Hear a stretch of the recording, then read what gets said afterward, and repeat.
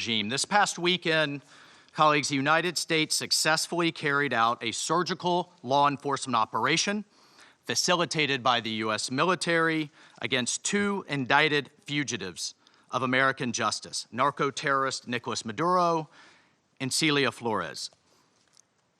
Colleagues, Nicolas Maduro is responsible for attacks on the people of the United States, for destabilizing the Western Hemisphere, and illegitimately repressing the people of Venezuela. As Secretary Rubio has said, there is no war against Venezuela or its people. We are not occupying a country. This was a law enforcement operation in furtherance of lawful indictments that have existed for decades. The United States arrested a narco-trafficker who is now going to stand trial in the United States in accordance with the rule of law for the crimes he's committed against our people for 15 years. A similar action was taken in 1989 against Manuel Noriega. He was arrested, indicted, convicted in a court of law, served in prison in the United States and in Panama, and the Panamanian people, the American people, are safer for it. And undeniably, the region was more stable. This law enforcement action was directed consistent with the President of the United States' responsibility as Commander-in-Chief to protect Americans at home and abroad against a fugitive who is directly responsible for narco-terrorism that has killed hundreds of thousands of Americans and created destabilizing violence throughout our hemisphere. Nicolas Maduro and his co-defendant, Celia Flores, have been transferred here to the United States to stand trial for their crimes. Maduro was indicted by a grand jury in the Southern District of New York and faces very serious criminal charges for his involvement in a wide-ranging conspiracy to conduct narco-terrorism, to traffic cocaine and other drugs, and conducting international weapons trafficking. The overwhelming evidence of his crimes will be presented openly in U.S. court proceedings. Colleagues, Maduro is not just an indicted drug trafficker. He was an illegitimate so-called president. He was not a head of state.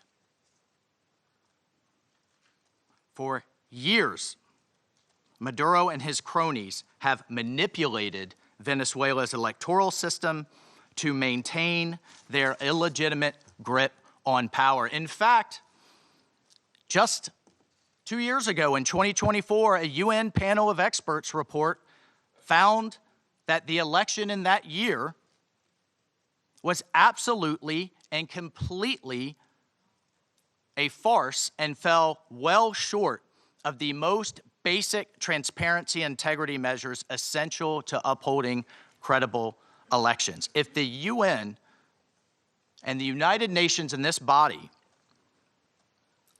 confers legitimacy on an illegitimate narco-terrorist and the same treatment in this charter of a democratically elected president or head of state, what kind of organization is this? We should note that over 50 countries, many nations, including the European Union, including a number of Latin American countries in the region, and of course the United States, again, over 50 countries rejected the legitimacy of Maduro's re-election following the disputed 2024 elections and do not recognize him as Venezuela's legitimately elected president. Maduro unlawfully refused to peacefully cede power after the Venezuelan people voted him out of office in the 2024 election. So therefore, Maduro was a fugitive from justice. He is the head of a vicious foreign terrorist organization, Cartel de los Soles.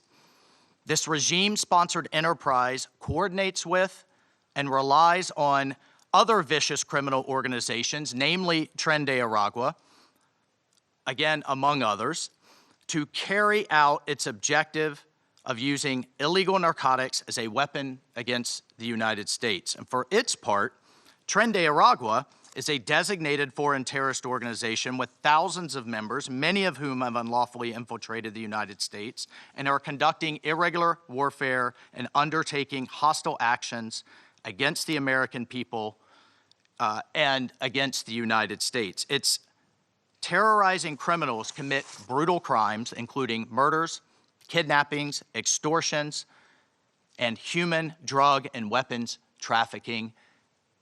This administration, President Trump, will not stand for it. In fact, in March of 2025, President Trump declared that Tren de Aragua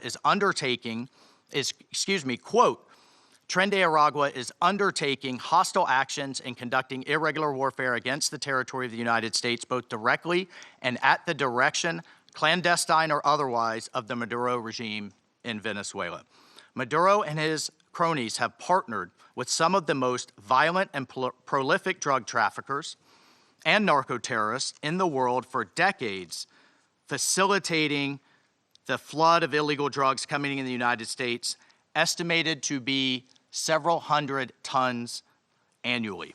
He has become rich, incredibly wealthy, off the misery of untold numbers of Americans, Venezuelans, and others, aiding and abetting international terrorist organizations like Hezbollah, coordinating with corrupt Iranian officials, and other malign actors to influence not only the region, but to malignly influence the United States. In fact, in its own 2025 World Drug Report, the United Nations Office on Drugs and Crime identified Venezuela as a key trafficking route in the Western Hemisphere for illegal drugs, predominantly cocaine, entering the United States and increasingly Europe.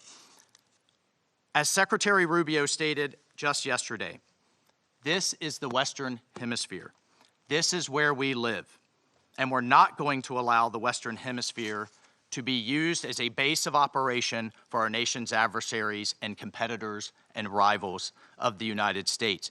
You can't turn Venezuela into the operating hub for Iran, for Hezbollah, for gangs, for Cuban intelligence agents, and other malign actors that control that country. You cannot continue to have the largest energy reserves in the world under the control of adversaries of the United States, under the control of illegitimate leaders, and not benefiting the people of Venezuela, and stolen by a handful of oligarchs inside of Venezuela.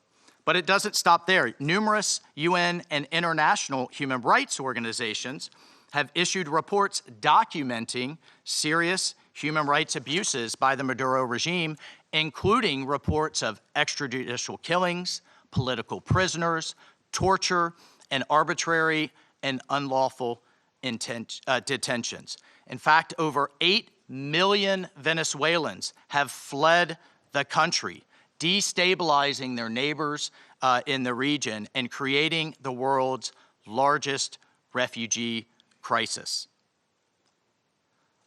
Members of this council, colleagues, the United States wants a better future for Venezuela.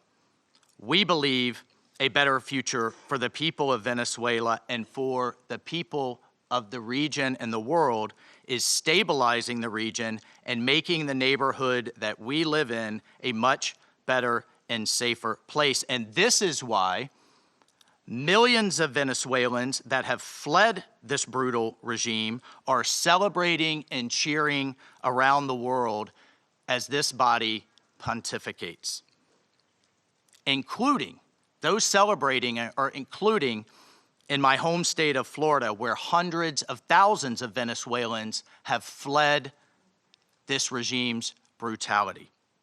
I want to reiterate, President Trump gave diplomacy a chance. He offered Maduro multiple off-ramps. He tried to de-escalate. Maduro refused to take them. President Trump made it clear that the narco-terrorism must stop, and yet it continued. The United States will not waver in our actions to protect Americans from the scourge of narco-terrorism and seeks peace, liberty, and justice for the great people of Venezuela. I thank you, Mr. President.